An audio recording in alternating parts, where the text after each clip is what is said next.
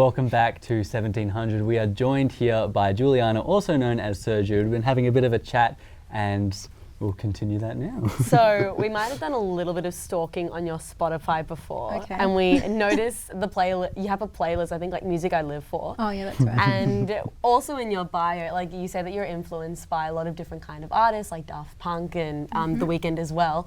Go into a little bit more detail. What are some of your big influences? We might be here all day if I go on about every single one. I think especially being in pop music, I wanted to bring something a little different and something that was a bit closer to what my musical, influences are. I started off, my dad is a huge Kiss fan, which is hilarious. I mean, it's actually not hilarious, it's not bad. But I grew up on a lot of like Led Zeppelin and the Beatles and Kiss and just a bunch of like old school rock.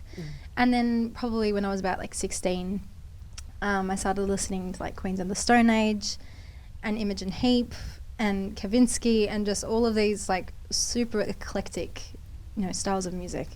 And I was still writing pop music at the time, so it wasn't really making sense to me. I was like, I'm not really sure how this feels.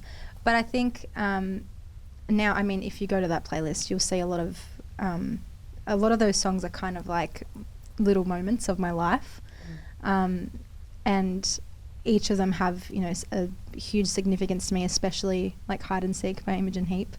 I think her style of music and her as a composer and a producer and just a great woman in general, she's influenced my musical abilities in general.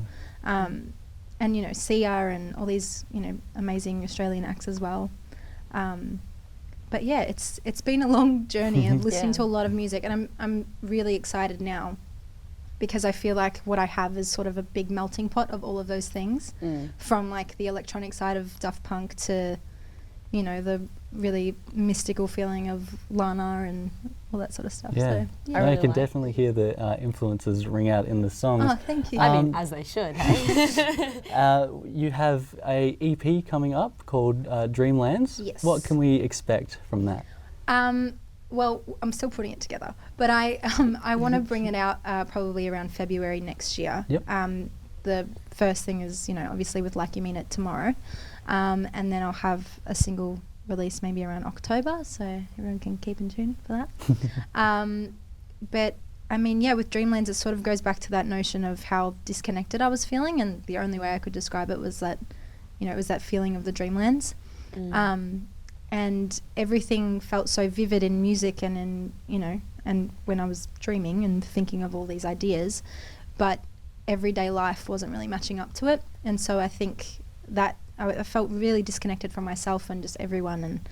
And I mean, I got some good music out of it, I think. So yeah, so I'm really excited. It's absolutely amazing. And so where can we find all your music, the upcoming EP? Where can we find you? Spotify, Apple Music, all the streaming services. You'll be able to hear it all. Like You Mean It is out tomorrow, so I'm very excited for that. Very excited. Yeah, and the first song that I played, Mirror, with a really good friend of mine who goes by the name Reza. He's part of a band named Nihils.